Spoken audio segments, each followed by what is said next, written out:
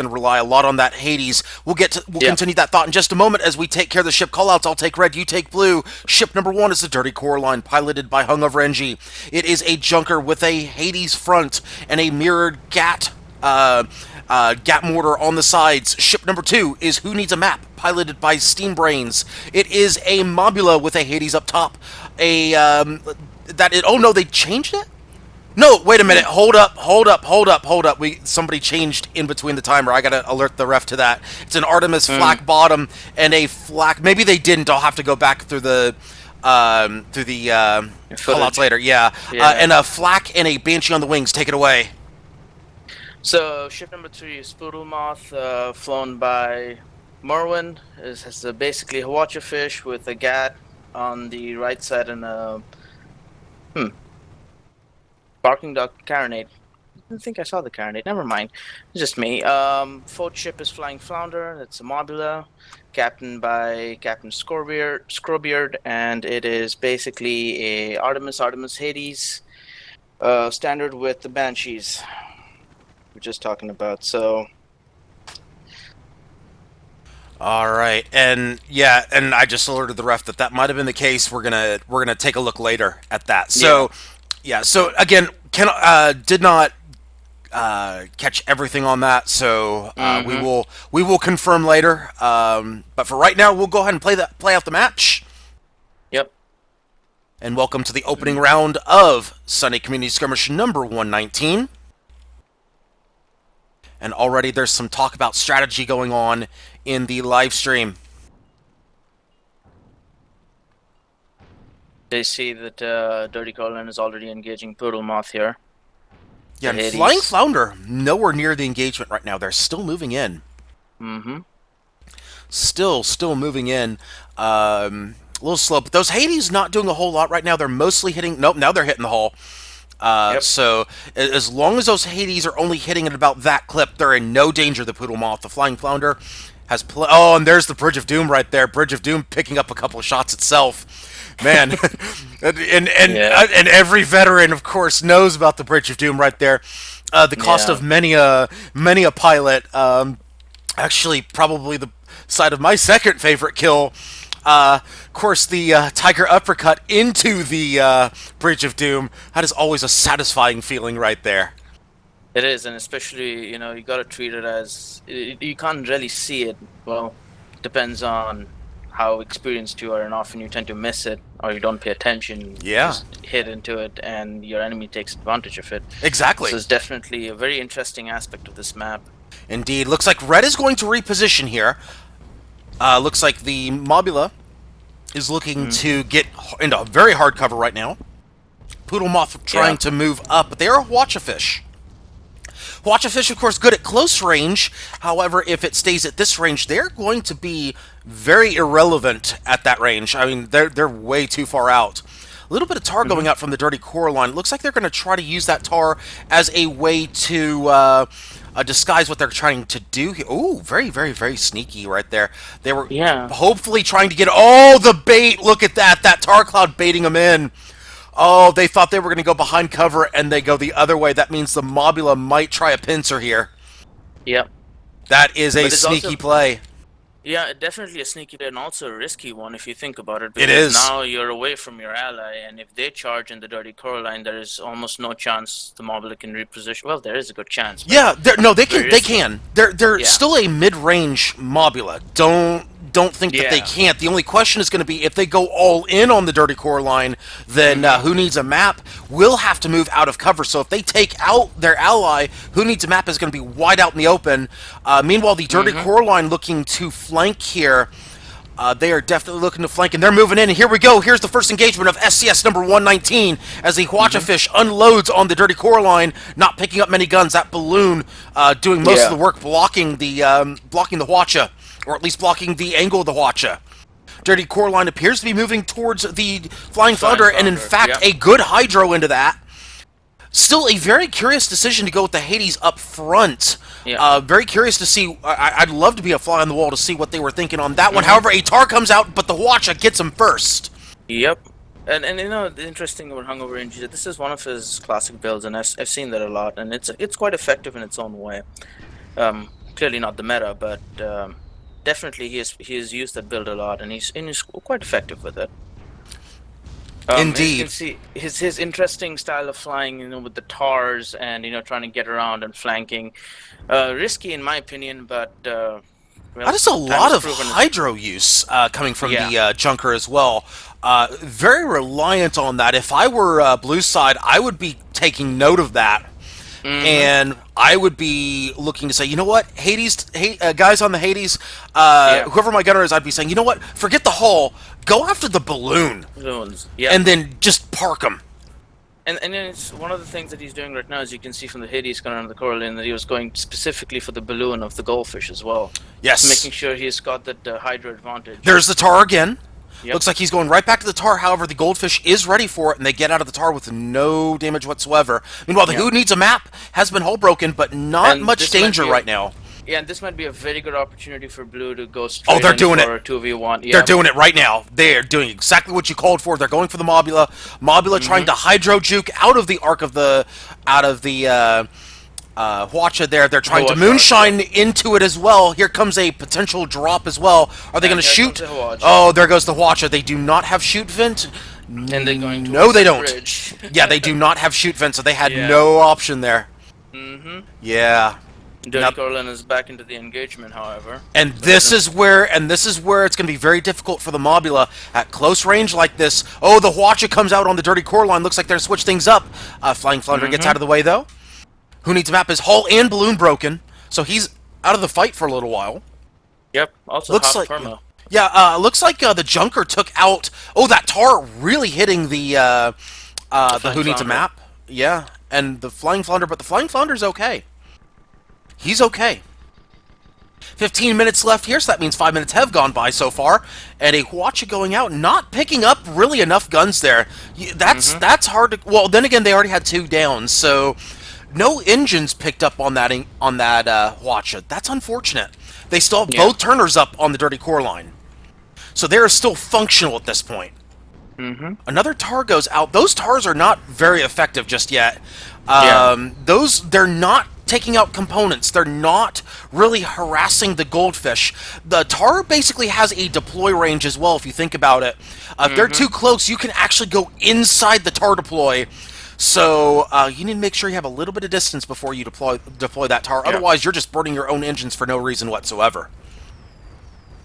And here come the Banshees from the Flying Flounder on the hull side and the balloon side. Looks like they're going to go to the Banshees. Now they're going to take out the Dirty Coraline, and they're in a bad spot if they start focusing balloon. If they go all in on that balloon, it could get ugly. And Who Needs a Map is not exactly in a perfect position to back up, or is not getting any reliant shots here. Yeah, and remember, those flaks are going to be a problem now on the Who Needs a Map. Yep. As Flying Flounder has been hull broken. Oh, this could be a bounce. No, it will not be a bounce. They get just over it. They are hull broken, though. The balloon's back up. Hull should be back up any second. There it is. Oh, the light flags are just out of range, too. Oh, no. Okay, here we go. And the Who Needs a Map? Yeah, they're just out of range. They need to be going after the Poodle Moth at this point. Yeah, Mobula is definitely in range of the Poodle Moth. Yep.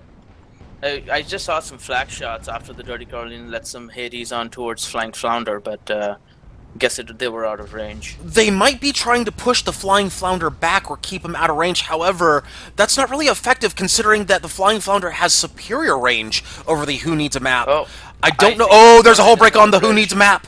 Oh, that's bad. And there's the kill right there. Poodle Moth picks it up. Blue with the first kill advantage, 1-0. And once again, East Sheldon Trading Company is the team in blue, and Altruistic Trading Company in red. Yep. Seems like Dirty Coraline had hit that bridge for a bit there, unable to back up their teammate. That is unfortunate. And I guess they're going down here as well, because there's concentrated fire. They might not. They could tank it, especially if the Hwachas are hitting a lot of balloon. Half that went to the balloon, however, they took out the main components. Uh-oh. Oh, they may go down now. There's the sandwich. There's the sandwich right there. Oh, but they missed the sandwich. They missed the full sandwich. That is very unfortunate. Oh, they're bouncing. Oh, they do pick it up, though. They were on the bridge. Yeah, the Bridge of Doom. The Bridge of Doom actually comes into play there, 2-0 blue. And, yeah, seems to be a conveyor now. for Team Blue. If they take this opportunity, they can definitely get who needs a map before Indeed. And the ally come in, or quick, if not, at least put some decent amount of perma. quick update from the other match here. The other match, the bottom bracket, just went final. Clan with a 5-2 win in their first round matchup. Wow. And they were going up against, who are they going up against? They were going up against, Circle in the Sand. Oh, wow, so Circle in the Sand, last week's runner-up, going down in the first round. Clan apparently has come to play. Last week, they did not have a good showing, so it looks like they're looking to avenge last week's performance here with a strong showing early on, a very quick and clean 5-2. Meanwhile, Red moving in on the Poodlemoth. This is the engagement they needed from the beginning to get the Dirty Core line up close and personal, but not at the front of the Poodlemoth. This is much better positioning for them. However, who needs a map? Not in good position to really follow up. As half the match has gone by here, 10 minutes left in the match. First kill advantage is very important right now because the way this has played out so far, this is a very slow and deliberately paced match here, especially even with, you know, close and mid-range ships. Do not see this often. Yeah, that first kill advantage may come into play here very soon as a good Hwacha goes out on the Junker. That is a very good Hwacha, picking up 4 guns and an engine. You can also see the blue team is now concentrating fire mostly on the Dirty Core line, as they should. Yep. If I had to guess, yeah. If I was going to say if I were blue right now, I'd say who needs a map is completely and utterly irrelevant. The only serious deterrent right now is the Dirty Core line. Just watch the engines and be done with them. That's really the only threat he has in this match. Just watch the engines and be done with him. And then just do what you got to do from there. I also feel like he's not utilizing the arming range at the flax or... Oh, watch that ram here. He's going to go for the sandwich. The Poodlemoth, who needs a map, has hydroed. Oh, the Poodlemoth lost balloon. So he's not going to be able to follow up there. Which might be an interesting turn of events for Red now, if they can actually... That's a good question. They could drop and go for the Poodlemoth, or they could go for the Flying Flounder. It looks like they're going to drop for the Poodlemoth. Which may not be a bad decision as well. Yeah, they would have taken too long and had the back to the Poodlemoth. I don't blame them for this decision. They need to get something going here. However, the only downside of this is, again, the double flak decision in the lobby. That's a potential problem. That Artemis is there, yes, but they don't have a lot to do in that until that hull breaks, except for the Artemis and the Hades. Yep. That balloon side, if I remember correctly, is all flak. Let me check that. Yes. No, actually, the hull side has 1 flak, and the balloon side has a wingtip flak. So they have 1 flak on each side. Either side, yeah. But they still don't have a lot to do. And I haven't really played, at least SCS, ever since the update on the Mobula's arcs. In terms, and I'm not really sure if do they still arc up for the light flags. I think it's a very small overlap, but so basically they got spread out. The arcs got spread out. They got fanned out. Hydro by the Flounder. It looks like they're trying to juke the core line, make sure they're oh, and it jukes over the Tar Cloud as well. So well done by the Flying Flounder, expecting and getting what they were. Poodlemoth in the Tar Cloud though. Yep. Now the Tar Cloud coming into play. Now they're picking up what they're looking for. Dirty Core line finally picking up a good Tar Cloud right there. Poodlemoth is in trouble. Hull broken on the Poodlemoth. Flax coming out. Now they got the engagement they wanted. Poodlemoth almost dead. They do clutch the hull. They are almost dead, though. This is not a good spot for blue. Red could start the comeback right here. Dirty Core line going into their own Tar Cloud to go for the Flying Flounder. A good Goomba to push him down. A good job right there by the Dirty Core line setting up the... Who needs a map? There is a good job right there. Dirty Core line getting the mid-air Goomba to finish him off. 2-1. Red is on the board. There's excellent teamwork there as well by Red. Indeed. Get that kill. That is a good job right there. And there's the follow-up with the Dirty Core line picking up another one. 2-2 all tied up. That is a very, very good job right there by Red. Great teamwork to finish that off. 6 minutes left in the match. As you were saying earlier, you were right in saying that the first kill advantage might be relevant here in this game. Yeah. 6 minutes left, and it's a 2-2 tie, so... And I've been asked to give the rosters for both teams. And there you go.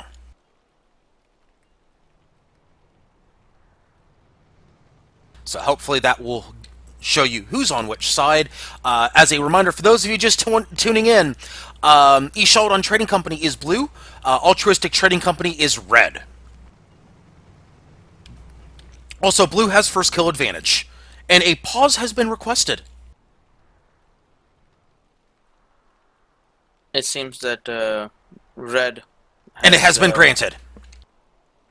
There seems to be a disconnect on the blue team. Yep, there looks like one of the Mobula players has disconnected, so we will have a short pause here. Real quick note, because I forgot to mention this in the rules discussion at the start of the broadcast. Each team is allowed a pause when there's no active engagement, no spots, things like that. Right now is a perfect time to allow a pause because there's no spots, no engagement, no nothing. So each team is allowed up to a 2-minute pause. And when they pause, you can't move, you can't really do anything. Now, granted, if you drift, you can kind of push your ship back to where it was. That's allowed. However, yeah, it's a quick 2-minute pause. Also, there can be gentlemanly pauses, but that's an unofficial pause, not an official pause. Yep.